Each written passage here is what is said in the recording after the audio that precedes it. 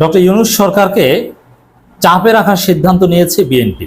আমরা অথেন্টিক সোর্সে এরকম কিছু খবর পেয়েছি, ডক্টর ইউনূস সরকারকে চাপে রাখবে বিএনপি, এমনকি জামাতের বিরুদ্ধেও কিছু কাজ বিএনপি করবে। বিএনপির স্থায়ী কমিটির মিটিংয়ে অনেক কিছু আলোচনা হয়, তবে সবকিছু তো আর তারা স্পষ্টভাবে গণমাধ্যমে বলে না, সবকিছু আর গণমাধ্যমকে জানিয়ে দেয় না, বা আনুষ্ঠানিক যে বিবৃতি দেয় স্থায়ী কমিটির মিটিংয়ের আলোকে সেখানেও সবকিছু থাকে না। কিন্তু অনানুষ্ঠানিকভাবে বিভিন্ন সোর্স থেকে আমরা অনেক কিছু জানতে পারি। আমরা যেটা জানতে পেরেছি, বিএনপির স্থায়ী কমিটি মোটামুটি একমত হয়েছে যে ডক্টর ইউনূস সরকারকে চাপে রাখতে হবে। এটা খারাপ কিনা? না, এটা খারাপ না। ডক্টর ইউনূস সরকারের বিরুদ্ধে বিদ্রোহ ঘোষণা করা, সহযোগিতা করতে না চাওয়া বা এই সরকারকে নামিয়ে দেওয়ার চেষ্টা করাটা অন্যায়, কিন্তু চাপে রাখার চেষ্টা করাটা এটা স্বাভাবিক। এবং আমরা চাই যে সরকারকে বিএনপি চাপে রাখুক। কারণ দেখেন, এই যে শিল্পকলা একাডেমির যে মহাপরিচালক নিয়োগ দেওয়া হয়েছে এবং ডক্টর ইউনূস যে কিছু কমিশন গঠন করেছেন সংস্কারের উদ্দেশ্যে, সেখানে আওয়ামী লীগপন্থী লোকজন আছে। তো এই ধরনের কাজকে নিবৃত্ত রাখার জন্য বা আওয়ামী লীগের লোকজনকে ডিসি নিয়োগ দেওয়া হয় বিভিন্ন কিছু, এগুলোকে নিবৃত্ত করার জন্য অবশ্যই ডক্টর ইউনূস সরকারকে বিএনপির মতো বড় দল যদি চাপে রাখে, তাহলে ভারতের দালালিমূলক শাহবাগীদের অ্যাডভান্টেজ দেওয়ামূলক কিংবা আওয়ামী লীগকে পর্দার অন্তরালে অ্যাডভান্টেজ দেওয়ামূলক কার্যক্রম করতে একটু দ্বিধাবোধ করবে। এই জন্যে আর মানুষের সরকার, গণতান্ত্রিক সরকার, জনগণের জন্য সরকার, জনগণকে এবং এই সরকারই বলেছে যে আমাদের সমালোচনা করুন, প্রয়োজনে চাপ দিন, চাপে রাখতে হবে।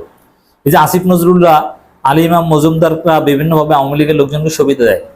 জনগণ বিএনপি যদি চাপে রাখতে পারে সরকারকে, তাহলে সেই সুযোগগুলো পাবে না। এজন্য বিএনপি যে সিদ্ধান্ত চাপে রাখবে বিএনপিকে, বিএনপি চাপে রাখবে সরকারকে, ডক্টর ইউনূস সরকারকে, এটাকে আমি অ্যাপ্রিসিয়েট করছি। কিভাবে চাপে রাখবে? এই সরকারের বিরুদ্ধে মাঠে ময়দানে মিছিল করবে না, যে পদ্ধতিতে চাপে রাখতে চায় তার সাথে আমরা একমত। বিএনপি দ্রুত নির্বাচন চাইবে এবং নির্বাচনের রূপরেখা চাইবে। যদিও এমনকি আমাদের এখানে কিছু ভিন্ন মত আছে যে যদি সরকার আওয়ামী লীগের পক্ষে কিছু দালালি করে থাকে, এটা বারবার প্রতীয়মান হয়, আমাদের জন্য যদি চিন্তার কারণ হয়, তাহলে বিএনপি জামাত সব দলকে নিয়ে জাতীয় সরকার গঠন করতে হবে। তখন এই সরকার আর চাইলেও শাহবাগীপনা করতে পারবে না। সরাসরি আওয়ামী লীগের পক্ষে কাজ করার চাইতে এই সরকারের কাছ থেকে আমাদের জন্য ঝুঁকির বিষয় হচ্ছে শাহবাগীপনা করা, শাহবাগীদেরকে বিভিন্নভাবে রিপেট্রিয়েট করা, এই জাতীয় সঙ্গীতের পক্ষে দালালি করা, অথবা এই শিল্পকলা একাডেমির যে এক দালাল মহাপরিচালক নিয়োগ দিচ্ছে, এইভাবেই সরকার আওয়ামী লীগকে বা ভারতকে অ্যাডভান্টেজ দিতে পারে। এগুলো বন্ধ করার জন্য জাতীয় সরকার গঠন করার প্রস্তাব আমরা করতে পারি বা অনেকে ভাবছে। তা চাপে রাখতে হলে এই জাতীয় সরকার গঠন কথাও বিএনপি বলতে পারে, তাহলে চাপে পড়ে সঠিক কাজ করতে পারে। নির্বাচনের রূপরেখা অথবা ইস্যুভিত্তিক বিরোধিতা করা, যেমন এই শিল্পকলা একাডেমির মহাপরিচালক নিয়োগের বিরুদ্ধে বিএনপি সোচ্চার হয়েছে, কঠিন বক্তব্য দিয়েছে বিএনপির মুখপাত্র রুহুল কবির রিজভী। তো এইভাবে সুনির্দিষ্ট ইস্যুভিত্তিক বিষয়ে যদি আওয়ামী লীগের পক্ষে যেগুলো যায়, এই অন্তর্বর্তীকালীন সরকারের সিদ্ধান্ত অথবা এই যে কমিশন গঠন করা হচ্ছে, সেখানে পুলিশ সংস্কারের উদ্দেশ্যে যে কমিশনের প্রধান জায়গায় করা হয়েছে তার বিরোধিতা করা, এরকম কিছু বিষয়ে যদি বিএনপি সমালোচনা জারি রাখতে পারে, এবং সবচেয়ে বড় বিষয়টা হচ্ছে চাপে মানে নির্বাচনের কথা বারবার বলা, দ্রুত সংস্কারের কথা বলা, এভাবে বিএনপি এই পদ্ধতিতে চাপে রাখতে পারে এবং এটা আমরা অ্যাপ্রিসিয়েট করবো, এটা সঠিক কাজ হবে। জামাতের বিরুদ্ধেও কিছু প্রচারণা চালাবে, যদিও এটা আমি ঠিক মনে করি না, কারণ জামাত বিএনপি দিন শেষে একসাথে সরকার গঠন করবে এবং একে অপরের বিরুদ্ধে নির্বাচন করবে কিনা এটাও এখন পর্যন্ত ডিসাইডেড না। কোনো সমঝোতার ভিত্তিতে নির্বাচন হতে পারে, যদিও একে অপরের বিরুদ্ধে নির্বাচন করবে এই সম্ভাবনাটাই বেশি।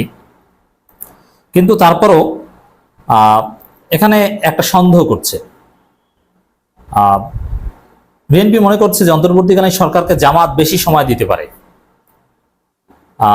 এই কারণে জামাতের বিরুদ্ধেও বলতে হবে, যেহেতু অন্তর্বর্তীকালীন সরকারকে বেশি সময় বিএনপি দিতে চায় না আর জামাত বেশি সময় দিতে চায়, এ কারণে জামাতের বিরুদ্ধে বিএনপিকে বলতে হবে। এই জন্য জামাতের বিরুদ্ধে মাঝে মাঝে খোঁচা দেওয়া বা ভারতের সাথে ট্যাগ দেওয়া বা সুযোগ পেলেই জামাতের বিরুদ্ধে বিএনপি বলবে, বিএনপি নেতারা খোঁচা দেবে, এরকম একটা সিদ্ধান্ত বিএনপির হয়েছে, এটা পরিকল্পিত।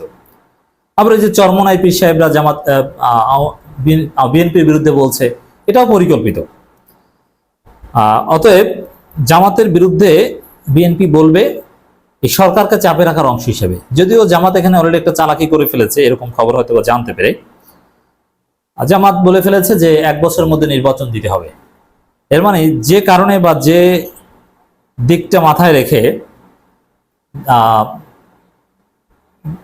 জামাতের বিরুদ্ধে বিএনপি কিছু বলার সিদ্ধান্ত নিয়েছে, জামাত ওই দিকটা খেয়ে দিয়েছে। কারণ জামাতই এখন সরকারকে চাপে রাখতে চাচ্ছে, কারণ 1 বছরের মধ্যে নির্বাচন চাই, এটা সরকারকে এক ধরনের চাপে রাখা।